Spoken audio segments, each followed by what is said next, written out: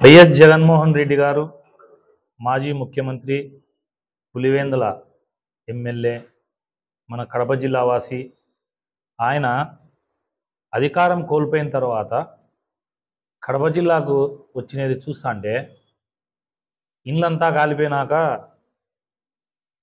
దాంట్లో ఉండే సామాన్లు ఎట్ట కాలిపోయినాయి అని చూడనీకి వచ్చినట్టుగా ఆయన తీరు కనపస్తుంది. నేను జగన్మోహన్ రెడ్డి గారిని ఒకటి అడగదలుచుకున్నా. ముఖ్యమంత్రిగా ఉన్నప్పుడు ఎన్నిసార్లు జిల్లాకు వచ్చినావు?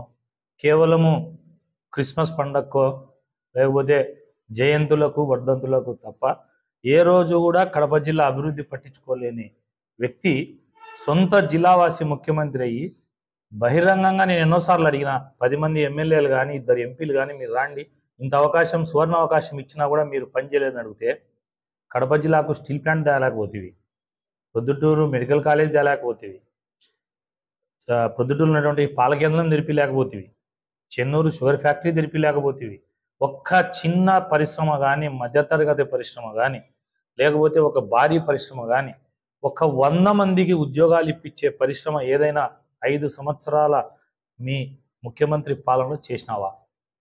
మళ్ళా విడ్డూరంగా ఉంది, ఓదార్పు యాత్ర చేస్తాడంట. ఎవరిని ఓదార్చేదానికి? ఓదార్పు యాత్ర ఏంది? నీ డ్రామాలు ఏంది? ఈ స్టంట్లు ఏంది?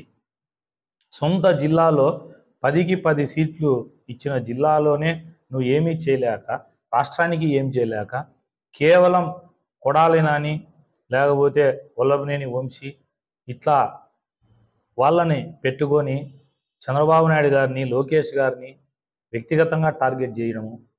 జిల్లాలో వచ్చేసరికి నాలాగా ఎంతమందిని బాధించినారు, ఎన్ని కేసులు పెట్టినారు? నా పైన 2 సార్లు అక్రమ కేసులు పెట్టి జైళ్ళకు పంపించి హింసించి మా కుటుంబాలను తిట్టించి మా కుటుంబాల మనోవేదనకు గురి. ఈరోజు అవన్నిటికీ దేవుడిచ్చిన తీర్పుగా మాకు అనిపిస్తూ ఉంది. ఆనందంగా ఉంది. జగన్మోహన్ రెడ్డి గారికి లాస్ట్కు ప్రతిపక్ష హోదా కూడా ప్రజలు ఇలే. ఒకటే చెప్తున్నా, విలువలతో కూడుకున్న రాజకీయాలు చేయాలా, క్యారెక్టర్ ఉండాలా, కమిట్మెంట్ ఉండాలా, హుందాతనం ఉండాలా, ప్రతిపక్ష పార్టీలతో కూడా కలిసి పనిచేసేలాగా హుందాతనం ఉండాలా.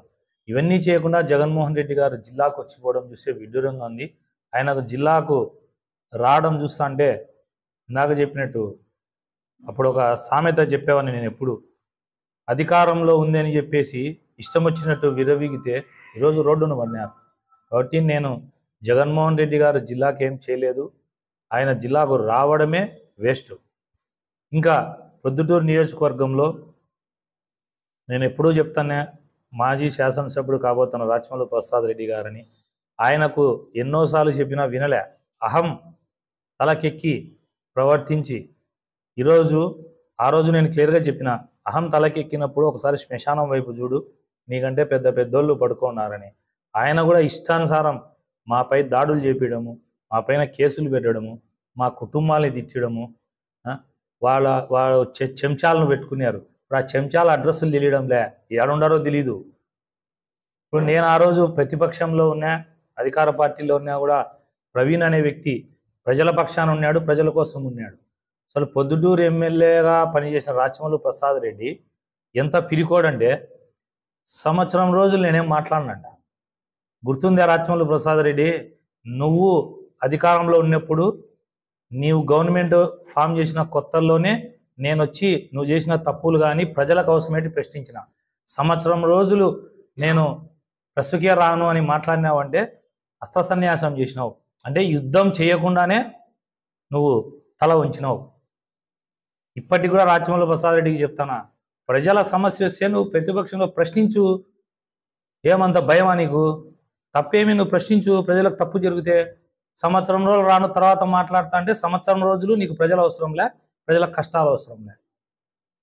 ఇంకొకటి, ప్రొద్దుటూరు నియోజకవర్గంలో ఉన్నటువంటి అధికారులకు చెప్తున్నా, ముఖ్యంగా పోలీస్ అధికారులు, ఇంకా రాచమల్లు ప్రసాద్ రెడ్డి వాసన, బంగారెడ్డి వాసన పోలే, ఇష్టానుసారం వ్యవహరిస్తున్నారు. మీ అందరి పేర్లు లోకేష్ బాబు రెడ్ బుక్లో ఎంటర్ చేపిస్తా. ఇప్పటికైనా ప్రజల కోసం పనిచేయండి. ఇంకా బంగారెడ్డి కోసమో రాచమల్లు ప్రసాద్ రెడ్డి కోసమో ఇంకొక వ్యక్తి కోసమో పనిచేస్తే రేపు జరగబోయేదానికి తీవ్ర పరిణామాలు ఉంటాయి.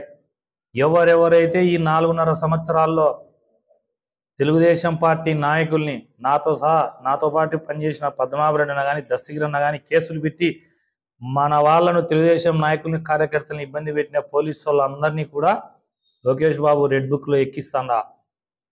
ఇప్పుడు వచ్చే అధికారులు కానీ కొనటి అధికారులు కానీ మీ వల్ల చంద్రబాబు నాయుడు గారికి కానీ లోకేష్ గారికి కానీ చెడ్డ పేరు వచ్చే ఒక్క పని చేసినారా?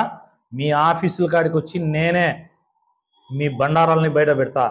ఒకటే విజ్ఞప్తి చేస్తాను అధికారులకి, అన్ని శాఖల అధికారులకు, ఇటు పోలీస్ కానీ మున్సిపల్ కానీ ఇంకొక రెవెన్యూ వాళ్ళు కానీ అందరికీ చెప్తానా, చంద్రబాబు నాయుడు గారికి లోకేష్ బాబు గారికి చెడ్డ పేరు వచ్చే పని చేస్తే మీ తాట తీస్తా. ప్రజల కోసం ప్రజల పక్షాన పనిచేయండి. దొంగ ఇసుక ఎత్తడం కానీ మట్కా క్రికెట్ గ్యాంబ్లింగ్ అసాంఘిక కార్యక్రమాలు ఏమైనా మీరు గన ప్రేరేపించినా అందులో మీ సహకారం ఉందని తెలిసినా డైరెక్ట్గా లోకేష్ బాబు గారి దృష్టికి చంద్రబాబు నాయుడు గారి దృష్టికి తీసుకుపోతా. ఒళ్ళు దగ్గర పెట్టుకొని ప్రజలకు పనిచేయండి. మీకు డబ్బు జీతాలు ఇచ్చేది ప్రజల రెక్కల కష్టం నుంచి మీకు జీతాలు వస్తున్నాయి. మీరు దాన్ని సద్వినియోగం చేసి తెలుగుదేశం పార్టీకి ముఖ్యమంత్రి చంద్రబాబు నాయుడు గారికి ముఖ్యంగా యువ నాయకుడు లోకేష్ బాబు గారికి మంత్రి లోకేష్ బాబు గారికి మంచి పేరు వచ్చేటట్టుగా ప్రజా పాలన అందించండి. దానికి రాజకీయ నాయకులుగా మేము సహకరిస్తాం. రాచమల్లు ప్రసాద్ రెడ్డికి కూడా విజ్ఞప్తి చేస్తాండా, హృదయపూర్వకంగా పిలుస్తాండా, ప్రజా సమస్యలు ఉంటే బయటికి రా, మాట్లాడు, ఏదన్నా ప్రజలకు అవసరం ఉండేది చెప్పు. సంవత్సరం రోజులు నేను రానని దుప్పటి కప్పుకొని ఇంట్లో పండుకుంటావా? నాయకుడివే నువ్వు. నేను పనిచేసిన, నువ్వు నాకు ఎన్ని పోలీస్ కేసులు నాకు ఎన్ని ఇబ్బందులు పెట్టినా కూడా ఆ రోజు ప్రజల్లో తప్పు చేసి తప్పని ప్రశ్నించా రాచమల్లు. అంతలోనే పోయి నేను సంవత్సరం రోజులు రానంటే సంవత్సరం రోజులు నీకు ప్రజలు కాబట్టదా? ఇటువంటి నాయకుడికి నీకు జగన్మోహన్ రెడ్డి సీట్ ఎట్టిచ్చాడు నీకు? అప్పుడంతా ఎగిరెగిరి పన్నారు కదా ప్రెస్ ముందరికి వచ్చి ఒక్కొక్కడు. యాడిమినారు మీరంతా? ప్రజలు ఆగ్రహం ఇస్తే మీ బతుకు యాడికి వస్తుందో తెలుసుకోండి. ఇప్పటికైనా ప్రేమ ఆప్యాయతతో పనిచేయండి. నిజంగా తెలుగుదేశం పార్టీ నాయకులు కానీ కార్యకర్తలు కానీ ఎవరన్నా తప్పు చేస్తే మీరు అడగండి తప్పు చేసినారని. మేము కూడా ప్రతిపక్షంలో ఉన్న వాళ్ళు ఎవరన్నా అడిగితే తప్పులు సరిదిద్దుకుంటాం. సరిదిద్దుకొని ప్రజాపాలన అందించాలనేది మా కాన్సెప్ట్. ఎక్కడ కూడా చంద్రబాబు నాయుడు గారు ఒకటే చెప్పినారు, విధ్వంసాలు కానీ దౌర్జన్యాలు కానీ దిగద్దని చెప్పినారు. ఇంకా ఇక్కడ పోలీసు అధికారులు ఇసుక దోలే వాళ్ళకి వీళ్ళకు కొమ్ము కాస్తున్నారు. అన్ని ఫోటోలు తీస్తున్నాం, గూగుల్ మ్యాప్తో ట్యాగ్ చేసి పెడతాండా. అన్నీ కూడా లోకేష్ బాబు గారి దృష్టికి తీసుకుపోతా. తెలుగుదేశం పార్టీ ప్రొద్దుటూరు నియోజకవర్గటువంటి కార్యకర్తలకు కానీ నాయకులకు కానీ గత 5 సంవత్సరాలుగా ఇబ్బందులు పడిన ప్రతి ఒక్కరూ ఎవరు అధైర్యపడకండి. లోకేష్ బాబు గారితో నేను మాట్లాడినా, మీకు ఎటువంటి ఏ ఇబ్బంది వచ్చినా ప్రజలకు కూడా, ఓన్లీ నాయకులు కార్యకర్తలే కాదు ప్రొద్దుటూరు ప్రజలకు కూడా ఏ ఇబ్బంది వచ్చినా కూడా నా ఆఫీసుకు కానీ నా ఇంటి దగ్గరికి కానీ రండి, మీ సమస్యల్ని నాకు తెలియజేయండి. నా లెవెల్లో పరిష్కారం చేస్తా. పై లెవెల్లో అయితేనగా లోకేష్ బాబు గారి దగ్గరికి తీసుకుపోయి మీ సమస్యలన్నీ పరిష్కారం చేస్తా. ప్రవీణ్ అనే వ్యక్తి ప్రజల పక్షాన ఉంటాడు.